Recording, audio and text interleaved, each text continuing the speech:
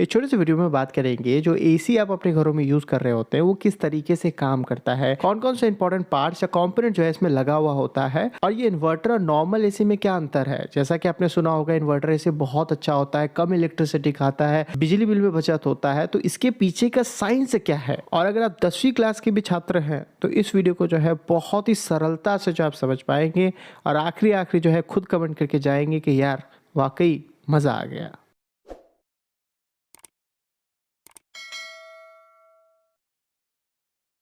तो ये जो एसी है वो कई प्रकार के होते हैं। पहले के टाइम पे आपको विंडो एसी जो है काफ़ी ज़्यादा देखने मिलता था।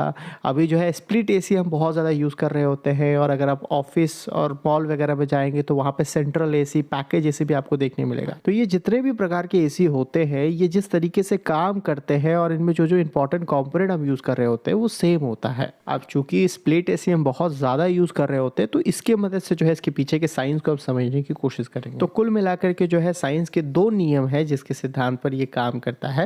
पहला जो है थर्मोडायनेमिक्स का लॉ है, वो ये कहता है कि जो हीट है, गर्मी, वो हमेशा हाई टेम्परेचर से लो टेम्परेचर की तरफ मूव कर रहा होता है, फ्लो हो रहा होता है। और इसको आपने कई बार प्रैक्टिकली भी फील किया होगा। जब भी गर्म ग्लास को अगर आप पकड़ते हैं तो आपका हाथ जलने लगता है। वो इसलिए जलता है क्योंकि आपका ग्लास का जो टेम्परेचर है वो हाई होता है और आपका हाथ का जो टेम्परेचर है वो लो होता है। तो जो हीट है, गर्मी, वो ग्लास से जो आपके हाथ की तरफ फ्लो हो रहा होता है। और दूसरा जो है गेल-लुसाक लॉ है, वो ये कहता है कि मान लीजिए आपके पास कोई कंटेनर है, उसमें आपने कुछ गैस लिया है और वो गैस का जो वॉल्यूम है वो कांस्टेंट है, यानी कि जितना गैस आपने लिया है उतना ही है, बाहर से आप बढ़ा घटा नहीं रहे आप।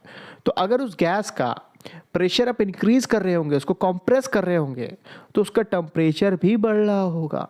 और अगर उसको कम कर रहे होंगे, प्रेशर कम कर रहे होंगे, तो उस गैस का जो टेम्परेचर है वो भी कम हो रहा होगा। यानी कि प्रेशर और टेम्परेचर जो है एक दूसरे से डायरेक्टली प्रोपोर्शनल है। इन दोनों के बीच का जो रिलेशन है वो गेल-लुसाक लॉ ने हमें समझाया था। अब ये प्रैक्टिकली ये नियम कैसे यूज हो रहे हैं इसे हम समझने की कोशिश करते हैं। तो स्प्लिट एसी में जो है 2 यूनिट होता है। एक को इंडोर यूनिट कह रहे होते हैं जो आपके घर में लगा हुआ रहता है, और दूसरा जो है आउटडोर यूनिट होता है जो आपके घर के बाहर लगाई जाती है, जो कुछ फैन की तरह दिख रहा होता है। और इस दोनों में ही जो है हम कॉइल यूज कर रहे होते हैं, यानी कि टोटल 2 कॉइल होता है। जो इंडोर यूनिट में जो कॉइल यूज कर रहे होते हैं उसको इवापोरेटर कहते हैं, उससे कूलिंग कॉइल भी कहा जाता है। और आउटडोर यूनिट में जो कॉइल हम यूज कर रहे होते हैं उसको कंडेंसर कॉइल कहा जाता है। अब हम करते ऐसा है कि जो अंदर में जो कॉइल है उसके टेम्परेचर को जो रूम की टेम्परेचर है उससे कम रखने की कोशिश करते हैं, और बाहर का जो कॉइल है उसको सराउंडिंग के टेम्परेचर से, यानी कि बाहर की जो टेम्परेचर है उससे ज़्यादा रखने की कोशिश करते हैं। तो इससे फ़ायदा क्या होता है ये समझिए।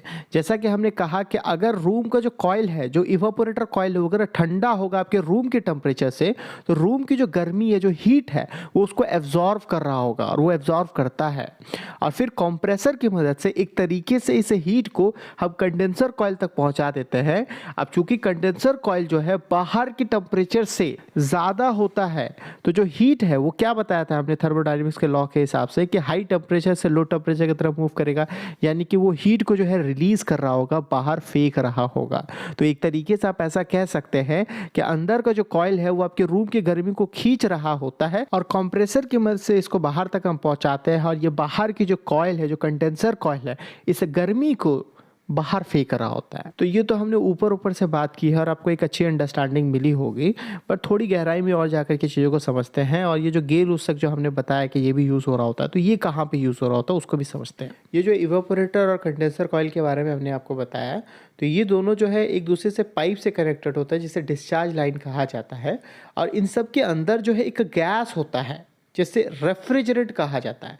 अब ये रेफ्रिजरेंट बहुत ही ज़्यादा इम्पॉर्टेंट है। ये रेफ्रिजरेंट ही है जो गर्म और ठंडा हो रहा होता है।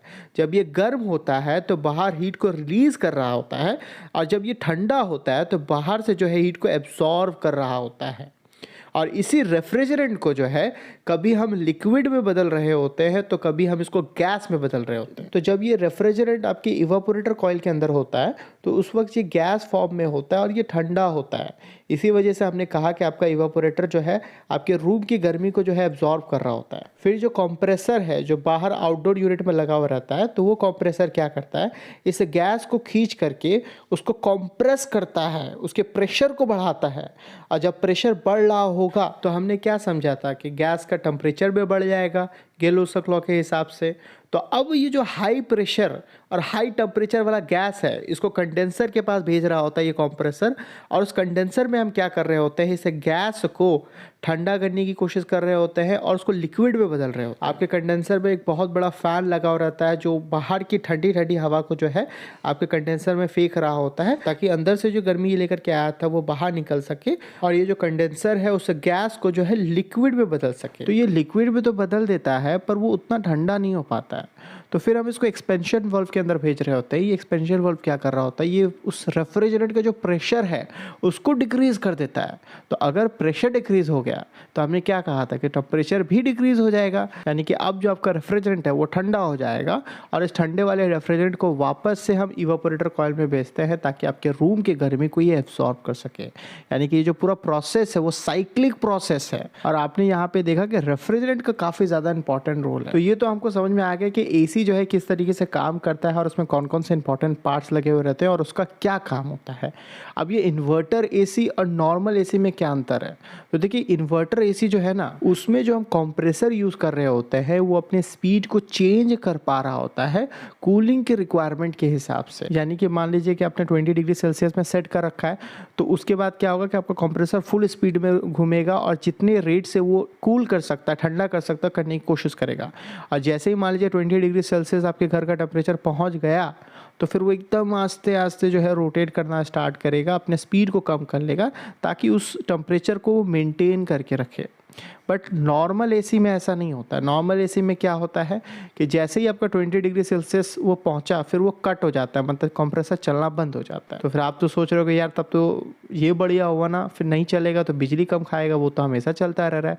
तो ऐसा नहीं है। अगर आप इलेक्ट्रिकल का स्टूडेंट है तो आपको पता है, हमने बताया है कि मोटर जब स्टार्ट हो रहा होता है ना तो उस वक्त अपने नॉर्मल करंट से वो ज़्यादा करंट खींच रहा होता है, 3 से 5 गुना ज़्यादा करंट खींचता है। तो बार बार कंप्रेसर बंद चालू होने से दिक्कत ये होता है कि बार बार जब वो चालू हो रहा है तो ज़्यादा करंट खींच रहा होता है, ज़्यादा बिजली का रिक्वायरमेंट होता है, और जब वो चालू होता है तो फिर फुल स्पीड में रोटेट कर रहा होता है। बट यहाँ क्या है इन्वर्टर एसी में, ये जो कंप्रेसर है एक बार फुल स्पीड में चला, फिर उसके बाद जो है वो ज़रूरत के हिसाब से वो अपने स्पीड को एडजस्ट कर रहा होता है, और जब वो स्लो रोटेट कर रहा होता है तो उस समय बहुत ही कम बिजली का रिक्वायरमेंट होता है, इसलिए ये काफ़ी ज़्यादा इफिशियंट होता है। अब ये मोटर स्टार्ट होते वक्त ज़्यादा करंट क्यों लेता है और उसको लिमिट करने के लिए कौन कौन से स्टार्टर हम यूज़ कर रहे होते हैं, इस वाले वीडियो में हमने डिटेल में बात कर रखा है, आप जाकर के देख सकते हैं।